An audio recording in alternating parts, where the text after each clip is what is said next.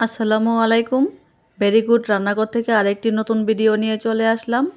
আজকে আমি একটি শরবতের রেসিপি শেয়ার করব। আজকে তৈরি করে দেখাবো তরমুজের শরবত। এই তরমুজের শরবত কিন্তু অনেকে অনেকভাবে তৈরি করেন। আমি যেভাবে এই শরবতটি বানাই সেটাই কিন্তু আজকে শেয়ার করব। শরবত বানানোর জন্য কিন্তু তরমুজ ছোটো ছোটো পিস করে কেটে নিয়েছি। তরমুজের বীজগুলো কিন্তু ফেলে দিয়েছি। নিয়েছি গুঁড়ো দুধ, চিনি, এইখানে নিয়েছি কিছু কিশমিশ আর কিছু খেজুর। খেজুরের বীজগুলো কিন্তু কেটে ফেলে দিয়েছি।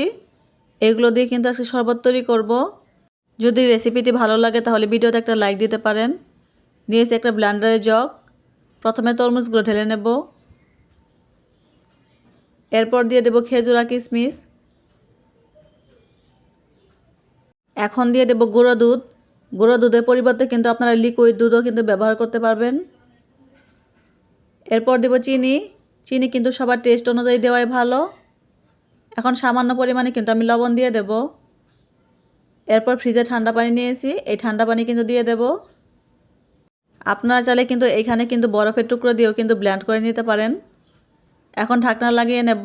ঢাকনা লাগিয়ে কিন্তু 5 মিনিটের মতো কিন্তু ব্লেন্ড করে নেব। শরবত কিন্তু আমার ব্লেন্ড করা হয়ে গেছে। শরবত কিন্তু আমি এখন গ্লাসে ঢেলে নেব।